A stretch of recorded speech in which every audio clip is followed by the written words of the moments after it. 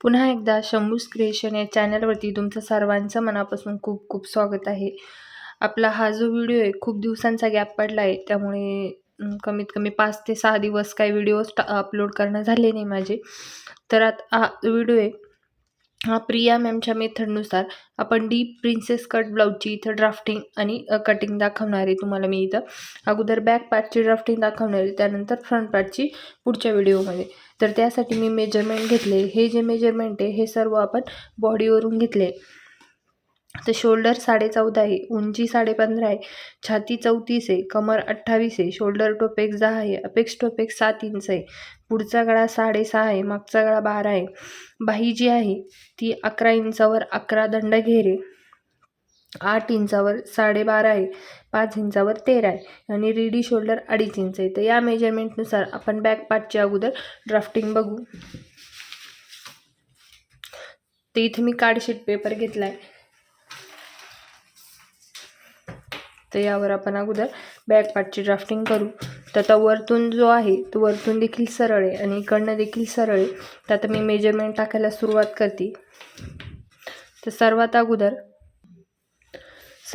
आपल्याला ब्लाऊजची जी उंची आहे तर ती घ्यायची आहे. तर ब्लाऊजची उंची आपली 15.5, तर 16.5वर इथे मी मार्किंग करून घेते. 2 मार्किंग करायचे आपल्याला इथून.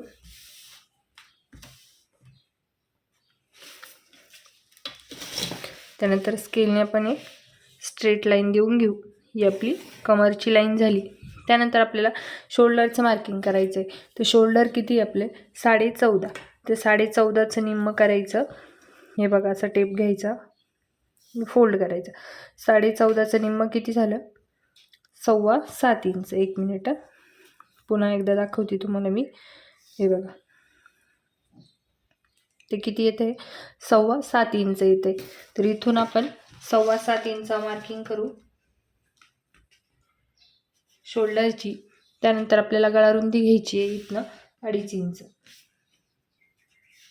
त्यानंतर इथून डाऊन जायचं आहे आपल्याला 1 इंच. डाऊन जाणं कंपल्सरी आहे. इथून आपण डाऊन जाऊ 1 इंच. आता हे जे आहे हे ओल्ड मेथडनुसार तुम्हाला इथे मी ड्राफ्टिंग करून दाखवते. ती क्रॉसमध्ये लाईन अशी जॉईन करायची. त्यानंतर इथं आपल्याला आर्म होलची मार्किंग करायची. तर आर्म होलच्या मार्किंगसाठी आपल्याला चार्ट बघावं लागेल आणि चार्टनुसारच आपल्याला आर्म होलची जी मार्किंग आहे ती करायची. आता आर्म होलची मार्किंग केल्यानंतर आपल्याला छातीची जी लाईन आहे ती भेटणार. ती इथं बघा. आता आपलं बॅक पण डीप असणार आहे, फ्रंट पण डीप असणार आहे.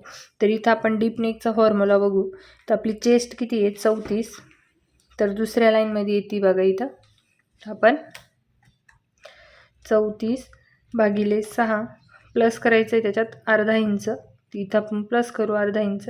तर किती झालं 6 इंचाच्या वरती एक लाईन, 6.1 म्हणजे 6 इंचाच्या वरती एक लाईन. आता इथून 1 इंच डाऊन गेलो आहे, तिथून आपल्याला टेप ठेवायचा आहे आणि इथं मार्किंग करायची आहे 6 इंचाच्या वरती एक लाईन. आता ही झाली आपली छातीची लाईन. तर इथे मी एक लाईन ड्रॉ करते.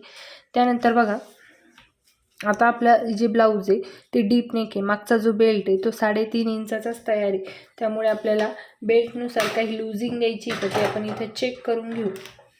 म्हणजे आपल्याला बॅक साईडला जर लुझिंग द्यायची असेल तर आपण इथं लुझिंग देऊन घेऊ. ती इथं बघा ब्लाऊजच्या बॅक पार्टमध्ये लुझिंग चार्ट हा. तर इथं बेल्ट दिलं आहे बघा. तर आपला बेल्ट किती 3.5 इंचाचा आहे. तर इथं 2.25 ते 4.25 पर्यंत आहे, म्हणजे आपला या लाईनमध्ये येतो आहे बघा. तर इथं काय करायचं आहे चेस्ट भागिले 4 करायचं आहे. कुठल्याही प्रकारची लुझिंग द्यायची नाही. आता तुम्हाला इथं चेक करायचं आहे तुमचा बेल्ट कोणत्या लाईनमध्ये येतो आहे, त्या पद्धतीने तुम्हाला मार्किंग करायची. तर आपली चेस्ट किती आहे 34/4 करू. तर किती झालं 8.5 इंच. तर इथं आपण छातीचं मार्किंग करणार आहे 8.5 इंचावर. शिलाई मार्जिन करायची आहे 2 इंच. त्यानंतर इथं कमरची मार्किंग करायची. तर कमरमध्ये कुठल्याही प्रकारची लुझिंग वगैरे द्यायची नाही. जेवढी कमर आहे तिला डिवाइड 4 करू. कमर 28 आहे भागिले 4 करायचं. किती झालं 7 इंच. तर इथं मी 7 इंचावर कमरची मार्किंग करते आहे. त्यानंतर इथं 1 इंच जे आहे ते बॅकच्या टक्ससाठी घ्यायचे आणि शिलाई मार्जिन घ्यायची 2 इंच. बॅक साईडला आपल्याला टक घेतो आपण डीप नेकला, त्यामुळे इथे मी मार्किंग केली 1 इंचाची.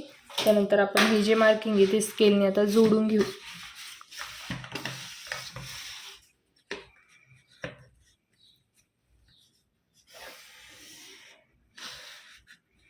इथं देखील जोडून घ्यायचे.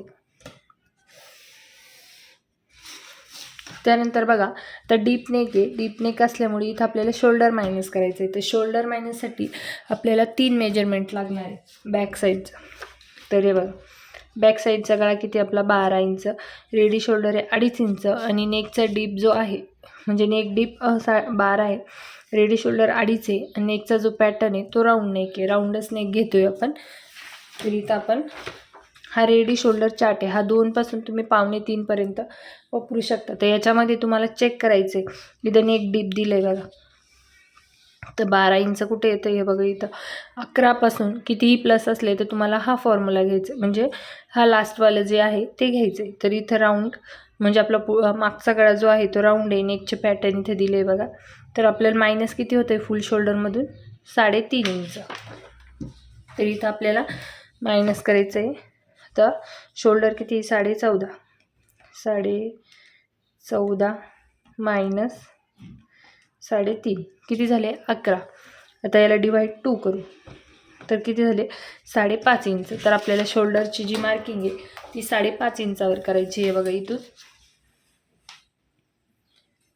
इथं 5.5 इंचावर एक मार्किंग केली. छातीच्या लाईनवर पण सेम 5.5 इंचावर एक मार्किंग करायची आणि ही जी मार्किंग आहे ती आपण आता स्केलने जोडून घेऊ इथं.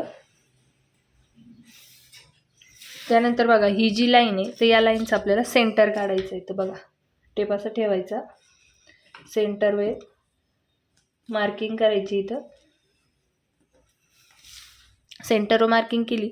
त्यानंतर इथं आर्महोलचा शेप द्यायचा आहे, पण क्रॉसमध्ये मार्किंग करायची. तर क्रॉसमध्ये मार्किंग किती करायची, तर आपली साईज किती आहे साईजनुसार मार्किंग करायची. तर साईज आहे आपली 34. तर 34 साईजनुसार आपण इथं चेक करू चार्टमध्ये. तर हा आर्महोल क्रॉस मार्किंग चार्ट आहे. तिथं चेस्टची साईज दिली आहे, फ्रंट पार्टची दिली आहे आणि बॅक पार्टचं दिले. तिथं 34मध्ये बघा फ्रंट पार्टला 1.25 इंच, बॅक पार्टला 1 इंच. साईजनुसारच आपण आर्महोल जी क्रॉसमध्ये मार्किंग करणार आहे. तिथं मार्किंग किती येणार आहे 1 इंच. 1 इंचावर मार्किंग केली. आता फ्रेंच कवने आपण आर्महोलचा जो शेप आहे तो इथे मी ड्रॉ करून घेते. ड्रॉ केला. त्यानंतर बघा तर इकडे जेवढं मायनस झाले सेम आपण इकडे देखील तेवढंच मायनस करतो. हे आपण ओल्ड मेथडमध्ये करत असतो. तर इथे मी चेक करते तर किती मायनस होते, 0.5 इंचाच्या वरती 1 लाईन. तर इकडे देखील सेम मार्किंग केलं. स्केलने आपण ही मार्किंग इथे जोडून घेऊ. त्यानंतर बघा ही जी स्केल आहे ही छातीच्या लाईनच्या, आता ही छातीची लाईन आहे, हिच्या 0.5 इंचावरती स्केल ठेवायची आणि तुमचा बॅक साईडचा गळा या स्केल लाईनच्या खाली जात असेल तर तुम्हाला वरतून 0.5 इंच मायनस करायचं आहे. जर मायनस केलं नाही तर शोल्डर जे आहे ना ते लूज पडतं बघा, परफेक्ट बसते नाही. मग भरपूर ताईंच्या कमेंट येत्या की ताई ब्लाऊज तर परफेक्ट शिवलं आहे तुमच्या मेथडनुसार, पण मग शोल्डर लूज पडत आहे. तर तो प्रॉब्लेम म्हणजे हा की तुम्ही हा जो पॉईंट स्किप केला तर तुमचे देखील शोल्डर लूज पडतील. तर त्यासाठी बघा आता बॅक साईडचा गळा किती आपला डीप नेक असलं, लक्षात घ्या डीप नेक असलं म्हणजे आपल्याला इथं मायनस करणं कंपल्सरी. आता डीप नेक किती असतं, तर डीप नेक म्हणजे आपण 5.5 इंचाच्या खालीच घेणार आहे, हे डीप नेकमध्ये येतं. तर मग आपलं बॅक साईडचा गळा थोडी आपण 6-7 इंच घेणार आहे. डीप नेक म्हटल्यावर तो कमीत कमी 9, 9.5, 10 तर जाणारच आहे. तर इथं आपण आता बॅक साईडचा गळा आपला 12 इंच आहे, त्यामुळे आपलं म्हणजे छातीच्या लाईनच्या पण खाली जाणार आहे. तर आपण इथं वरती 0.5 इंच आता मायनस करू. इथं मी मायनस करते 0.5 इंच.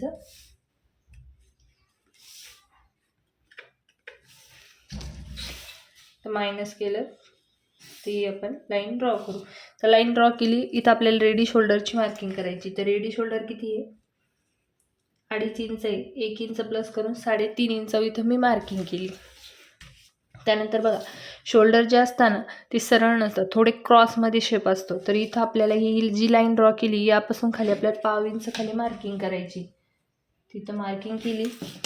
आता ही मार्किंग आपल्याला क्रॉसमध्ये इथं जॉईन करायची आहे बघा. अशी जॉईन केली.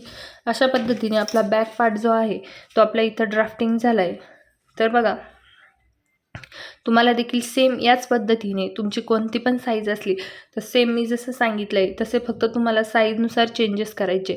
बाकी ड्राफ्टिंग वगैरे सेम असणार आहे, फक्त साईजनुसार तुम्ही चेंजेस करा. तर चला आता आपण बॅक पार्ट ड्राफ्ट केला आहे. पुढच्या व्हिडिओमध्ये आपण फ्रंट पार्ट ड्राफ्ट करू. तर व्हिडिओ आवडला असेल तर व्हिडिओ लाईक शेअर करा आणि तुम्हाला कोणत्या पद्धतीचं ब्लाऊज शिकायला आवडतंय ते देखील कमेंट करून सांगा, म्हणजे आपण ते पॅटर्न घेऊ. आता आपल्या रेग्युलर व्हिडिओ येत जातील आपल्या चॅनलवर. तर भेटूया पुढच्या व्हिडिओमध्ये. नवीन असेल तर चॅनलला सबस्क्राईब करा. भेटूया पुढच्या व्हिडिओमध्ये. बाय.